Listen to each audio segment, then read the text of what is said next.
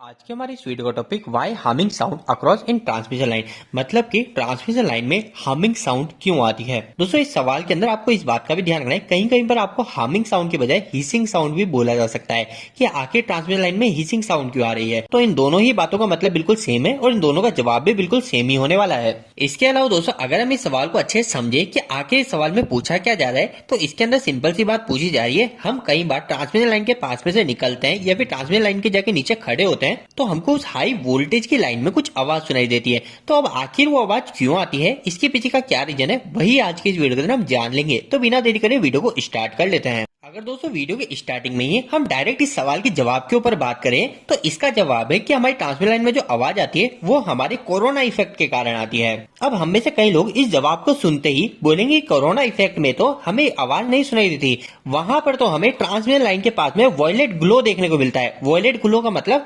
हमें बैंगनी कलर की लाइट देखने को मिलती है, हम उसे कोरोना इफेक्ट बोलते हैं। लेकिन दोस्तों, यहाँ पर आपको एक बात समझना बहुत जरूरी है। कोरोना इफेक्ट के कारण हमें एक नहीं, ट्रांसमिशन लाइन में मुख्य दो तीन चीजें देखने को मिलती है। सबसे पहली चीज तो हमें पता है वॉयलेट ग्लो देखने को मिलता है, बैंगनी कलर की लाइट देखने को मिलती है। सेकंड चीज जो कि अभी मैंने आपको बताया, हमारे ट्रांसमिशन लाइन में से हिसिंग साउंड, हार्मिंग साउंड सुनाई देती है। और तीसरे केस में कोरोना इफेक्ट के कारण ट्रांसमिशन लाइन में ओजोन गैस भी प्रोड्यूस होती है। तो आगे से आपको यह तीनों ही पॉइंट पता होने चाहिए जो कि कोरोना इफेक्ट के कारण प्रोड्यूस होते हैं। कोरोना इफेक्ट होता कैसे है, इसे कैसे सही किया जाता है, इसके फायदे, इसके नुकसान, इसके ऊपर हम एक अलग वीडियो के अंदर बात करेंगे। अगर आपकी इसके ऊपर भी डिमांड है तो आप कमेंट बॉक्स में कमेंट करके जरूर बताइएगा। लेकिन अभी इसी वीडियो के अंदर हम हिसिंग साउंड मतलब कि हार्मिंग साउंड कैसे हमारी ट्रांसमिशन लाइन में प्रोड्यूस हो रही है उसके ऊपर बात कर लेते हैं। और इसी वीडियो की मदद से भी आपको कोरोना इफेक्ट के बारे में भी जानकारी थोड़ी मिल जाएगी। तो दोस्तों, अब हार्मिंग साउंड कैसे प्रोड्यूस हो रहा है इसको समझने के लिए आपको थोड़ा सा ट्रांसमिशन लाइन के बारे में पता होनी चाहिए। सबसे पहली चीज जो कि हम सभी को पता है, हमारी जो ट्रांसमिशन लाइन है वो ट्रांसमिशन लाइन का जो वायर है, जो कंडक्टर है एल्यूमिनियम का, वो हमने कहां पे प्लेस कर रखा है,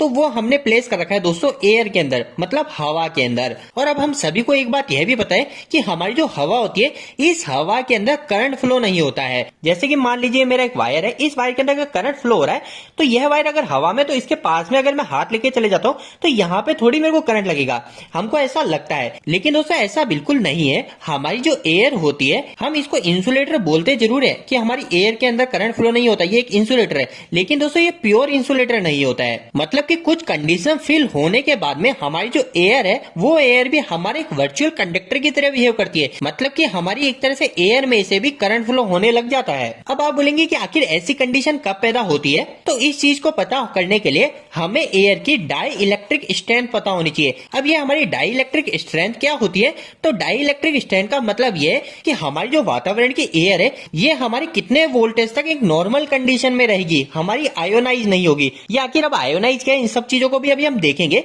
लेकिन अभी आपको सिर्फ इतना सा पता होना चाहिए कि हमारी जो एयर है, हमारा ऑयल है, मतलब कि जितनी सभी चीजें, उन सभी की एक डाई इलेक्ट्रिक स्ट्रेंथ होती है। और अब अगर हम हमारी एयर की डाई इलेक्ट्रिक स्ट्रेंथ जाने, तो ये होती है दोस्तों 30 kV पर सेंटीमीटर।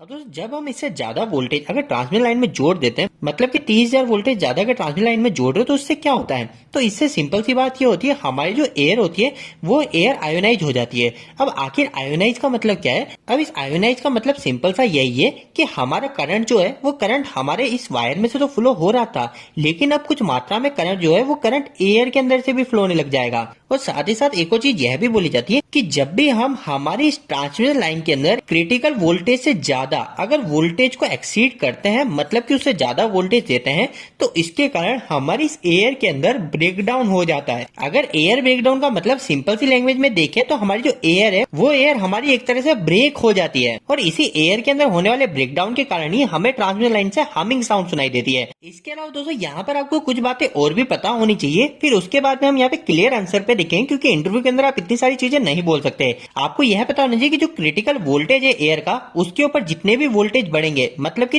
30 kV 30,000 वोल्टेज के ऊपर जितने भी ज्यादा वोल्टेज होते जाएंगे, उतना ही ज्यादा हमारी ट्रांसमिशन लाइन में हमें हार्मिंग साउंड सुनने को मिलेगा। क्योंकि जितने ज्यादा वोल्टेज बढ़ेंगे, उतनी ही ज्यादा हमारी एयर आयोनाइज होगी, या फिर हम ये कह सकते हैं कि हमारी एयर के अंदर ब्रेकडाउन होगा। लेकिन दोस्तों, अगर हम इंटरव्यू के अंदर बात करें, तो इंटरव्यू के अंदर हमको इसका क्या जवाब देना है, तो इंटरव्यू के अंदर एक डायरेक्ट आंसर तो आप यही बोल सकते हो कि जो हमारी ट्रांसमिशन लाइन में साउंड आती है, वो हमारे कोरोना इफेक्ट के कारण आती है। लेकिन अगर आपसे और भी आगे पूछते कि आखिर कोरोना इफेक्ट से कैसे आती है, तो आप लाइन बाय लाइन 2-3 चीजें बोल सकते हो। सबसे पहली चीज बोलोगे कि हमारी जो एयर है वो एयर हमारा एक प्योर इंसुलेटर नहीं होता है, इसकी एक डाई इलेक्ट्रिक स्ट्रेंथ होती है। अगर हम इस एयर के अंदर कुछ ज्यादा ही वोल्टेज को कनेक्ट कर देते हैं, जिसको हम क्रिटिकल वोल्टेज के नाम से जानते हैं, अगर हम इस एयर के क्रिटिकल वोल्टेज की बात करें तो वो हमारी 33 केवी पर सेंटीमीटर होती है। अगर इससे ज्यादा वोल्टेज अगर हमारी एयर के अंदर फ्लो होगा तो इसके कारण क्या होगा, हमारी एयर के अंदर ब्रेकडाउन होगा और उस एयर के अंदर होने वाले ब्रेकडाउन से ही